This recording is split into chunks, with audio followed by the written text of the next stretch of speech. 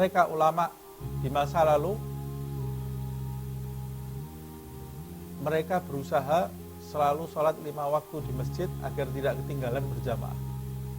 Kalau ketinggalan sholat di masjid, dia bisa mencari makmum di rumah. Kalau di rumah tidak ada makmum, mereka sampai keluar ke jalan cari orang yang mau diajak sholat. Cari ke jalan mereka, siapa yang mau diajak sholat. Karena mereka tidak mau ketinggalan sholat berjamaah. Nah, bagaimana seseorang di antara kita, mungkin ada orang yang sholat berjamaah di depannya, dia duduk malas, atau mengerjakan hal-hal yang bisa ditunda, ditinggalkan untuk melakukan sholat berjamaah tadi, seakan-akan sholat berjamaah itu biasa-biasa saja di mata dia, di pandangan dia. Padahal Al-Imam Abdullah bin Alawi Al-Haddad mengatakan, faman tasahala bihadzal ribhi ad-dini al-ukhrawi alladhi la ta'ab fi tahsilihi wa la masyaqqatun fi nailihi, barang siapa tasahal itu menggampangkan atau meremehkan, bihadzal ribhi, meremehkan keuntungan ini. Sholat berjamaah itu keuntungan. Orang melakukan sholat sendiri, sah atau tidak sholatnya? Sah. Tapi dia cuma dapat 1 derajat. Sholat berjamaah itu keuntungan yang besar. Keuntungan yang besar. Sama seperti umpamanya kita punya majikan atau bos. Dia berkata kepada kita, kalau kamu kerjakan ini, pekerjaan yang saya berikan ke kamu ini sendiri, maka kamu akan saya beri, umpamanya saya beri uang 1 juta. Tapi kalau kamu kerjakan secara berkelompok, kamu bisa mengerjakan secara berkelompok bersama orang-orang yang ada di sekitarmu, maka setiap orang di antara kalian saya beri 20 juta, 27 juta. Kalau sendiri 1 juta. Tapi kalau berjamaah, berkelompok kalian kerjakan, saya beri 27 juta. 1 kali pekerjaan. Kira-kira kita pilih mengerjakan sendiri atau berjamaah? Jamaah, enggak mungkin kita. Orang gila ini meninggalkan 27 juta. Padahal mengerjakan secara berjamaah itu, secara kolektif itu lebih mudah harusnya. Akan lebih mudah. Dan bos kita ini mengatakan, kalau kamu kerjakan secara berjamaah, saya beri gaji yang lebih besar. Mungkin kita akan berusaha menarik teman kita untuk mengerjakan itu secara kolektif, memaksa teman kita. Atau mungkin kalau teman kita, ya boleh saya kerjakan, kita akan mengerjakan perintah ini secara bersama-sama, tapi tunggu dulu, umpama ini ya, tunggu dulu, saya ada yang harus saya selesaikan, kita kerjakan nanti setengah jam lagi, kita tunggu.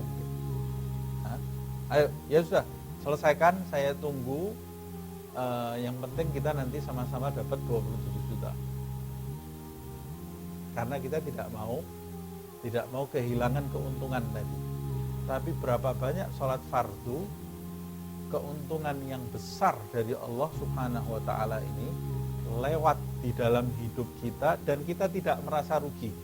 Ketinggalan sholat berjamaah itu, kita tidak merasa rugi sama sekali. Nah, kata Al-Imam Abdullah bin Al-Haddad, kalau kamu meninggalkan sholat berjamaah, kemudian kamu tidak merasa rugi, berarti kamu termasuk orang yang tasahal. Tasahal itu meremehkan meremehkan pemberian Allah subhanahu wa ta'ala ini. Seakan-akan kamu tidak perlu dengan 27 derajat dari Allah subhanahu wa ta'ala.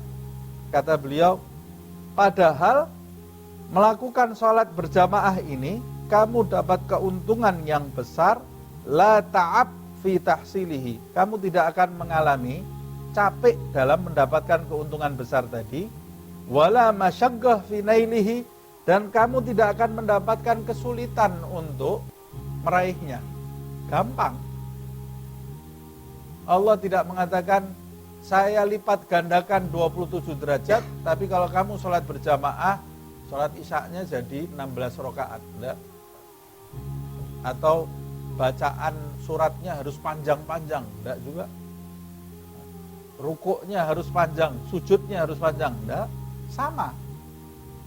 Bentuk sholatnya juga sama, bacaannya sama, hanya ini dikerjakan sendiri, ini dikerjakan berjamaah. Tapi kalau kamu kerjakan berjamaah, maka kamu akan mendapat keuntungan yang besar. Tapi kalau kamu meremehkan sholat berjamaah, yang bisa didapat keuntungan agama dan akhirat ini, kalau kamu remehkan, padahal dalam mendapatkannya kamu tidak akan merasakan kelelahan, dalam mencapainya la masyaggah fi nailihi, dalam mencapainya kamu tidak akan mengalami kesulitan, tapi kamu remehkan, maka orang yang meremehkan hal ini faqad azumat an masalihiddin ghaflatuhu, kelalaian dia sungguh besar terhadap perbaikan agamanya, agama di dalam pribadinya. Kita diperintahkan untuk memperbaiki agama kita.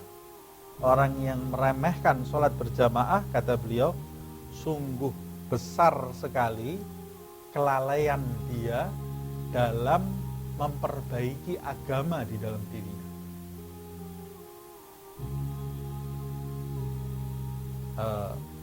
Wa qallat fi amril akhirah raghbatuhu, dan sungguh sedikit sekali keinginannya untuk mencapai kebaikan akhirat.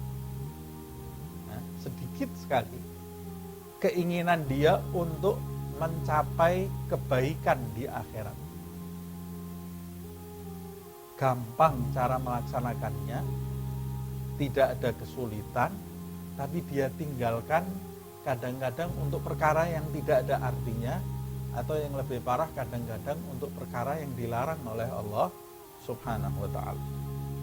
Nah, kita tanyakan sekarang ke dalam diri kita.